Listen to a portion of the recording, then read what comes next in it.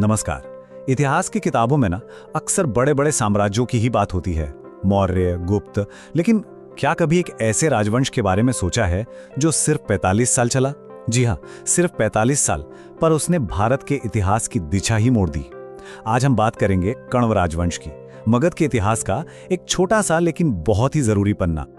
तो सवाल ये उठता है कि एक पूरा का पूरा साम्राज्य आखिर चुराया कैसे जाता है? नहीं, तलवारों से नहीं, बल्कि दिमाग से। ये कहानी किसी जंग की नहीं, बल्कि एक बहुत ही सोची समझी राजनीतिक साजिश की है। एक ऐसा तख्ता पलट जिसमें सिंहासन को बड़ी ही चालाकी से बिना शोर शराबे के हासिल कर लिया गया। तो देखिए, कहानी का मंच तैयार होता है शुंग राजवंश के आखिरी दिनों में।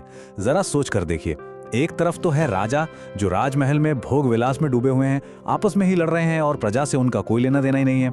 और दूसरी तरफ है उन्हीं के मंत्री, मतलब अमात्य, जो पर्दे के पीछे से धीरे धीरे असली ताकत अपने हाथों में समेट रहे थे। प्रशासन भी उनका, सेना भी उनकी। अच्छा, तो इस पूरी कहानी को ना हम 4 हिस्सों में समझेंगे। सबसे पहले ये देखेंगे कि वो पावर वैक्यूम यानी सत्ता का खालीपन बना कैसे। फिर हम जानेंगे कि कैसे एक मंत्री ने मौके का फायदा उठाया और सिंहासन पर ही कब्जा कर लिया। इसके बाद हम देखेंगे कि भाई ये राजवंश इतनी जल्दी बिखर क्यों गया। और आखिर में ये समझेंगे कि इतिहास की इस बड़ी सी चेन में इसकी जगह आखिर है क्या। तो चलिए शुरू करते हैं कहानी के पहले पड़ाव से। आखिर शुंग साम्राज्य की नींव में वो कौन सी दरारें थीं जो उसे इतना खोखला कर गईं? आइए देखते हैं उन आखिरी दिनों को जिन्होंने एक बहुत बड़े तख्ता पलट के लिए जमीन तैयार कर दी थी। देखिए, हर बड़ी कहानी में ना एक कमजोर कड़ी होती है, और यहाँ वो कड़ी था देवभूति, शुंग वंश का आखिरी राजा। इतिहास उसे एक, कह सकते हैं, अयोग्य और ऐशो आराम में डूबे हुए शासक के तौर पे याद करता है। और जाहिर है, जब राजा इतना कमजोर हो तो उसके सबसे महत्वाकांक्षी मंत्री यानी वसुदेव कण्व के लिए इससे बड़ा मौका भला और क्या हो सकता था। और बस यहीं से शुरू होता है कहानी का दूसरा और शायद सबसे रोमांचक हिस्सा, एक मंत्री का सिंहासन पर कब्जा। ये कहानी है वसुदेव कण्व के उस मास्टर प्लान की, जिसे उसने बड़ी ही खामोशी और जबरदस्त चालाकी से बुना था। वसुदेव का जो प्लान था ना, वो किसी शतरंज के चाल जैसा था, बिल्कुल साफ और एकदम सटीक। स्टेप 1, कमजोर राजा देवभूति को अपनी ढाल बना लो। स्टेप 2, धीरे धीरे पूरे एडमिनिस्ट्रेशन को अपने कंट्रोल में ले आओ। स्टेप 3, जब सही मौका मिले राजा को रास्ते से हटा दो। और फाइनल मूव, सिंहासन पर खुद बैठ जाओ। मतलब राजनीति का एक परफेक्ट गेम। और फिर वो घड़ी आ ही गई जिसने इतिहास बदल दिया।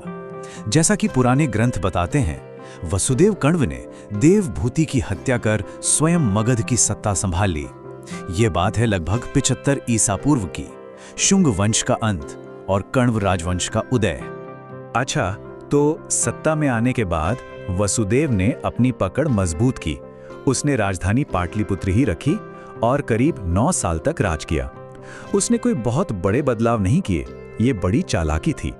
उसने पुरानी वैदिक परंपराओं को ही बढ़ावा दिया, जिससे उसे ब्राह्मण वर्ग का पूरा सपोर्ट मिला और उसकी सत्ता, कह सकते हैं, स्टेबल बनी रही। चलिए अब आते हैं कहानी के तीसरे हिस्से पर, राजवंश का तेजी से पतन।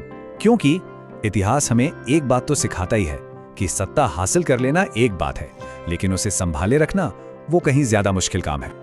ये जो टाइमलाइन है ना, ये इस राजवंश की पूरी कहानी खुद ही बता देती है। देखिए, वसुदेव के बाद आया उसका बेटा भूमिमित्र, फिर नारायण के आते आते सत्ता कमजोर पड़ने लगी और सुशर्मन तक तो सब कुछ बिखर ही गया। इतनी जल्दी जल्दी राजाओं का बदलना ये एक ही तरफ इशारा करता है कि इस साम्राज्य की नींव रेत पर ही बनी थी। और हालात कितने खराब हो चुके थे, इसका अंदाजा इस एक बात से लगाइए। सुशर्मन के समय तक कण्व वंश केवल नाम का रह गया था। मतलब जब तक हम आखिरी राजा तक पहुंचे, साम्राज्य की जो असली ताकत थी वो पूरी तरह से खोखली हो चुकी थी। तो सवाल उठता है, ये साम्राज्य इतनी जल्दी गिरा क्यों? देखिए, वजहें कई थी। एक तो वसुदेव के बाद जो राजा आए वो कमजोर थे, दूसरा जनता का सपोर्ट उन्हें कभी मिला ही नहीं, और तीसरा अंदर ही अंदर पूरा एडमिनिस्ट्रेशन खोखला हो रहा था।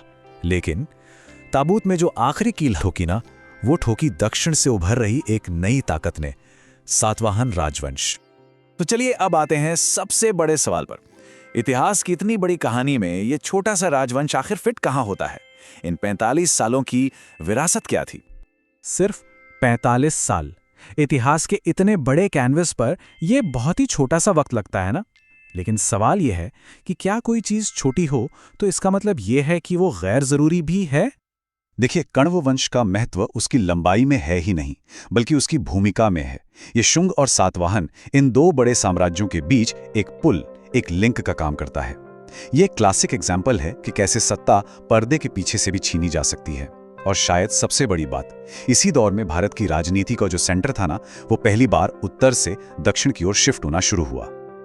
और बस हम आपको इसी सवाल के साथ छोड़े जाते हैं कि क्या एक ऐसा राजवंश जो दो महान युगों के बीच सिर्फ एक पुल का काम करे, उसे एक नाकामी माना जाना चाहिए या फिर एक ऐतिहासिक जरूरत? इस पर सोचिएगा जरूर।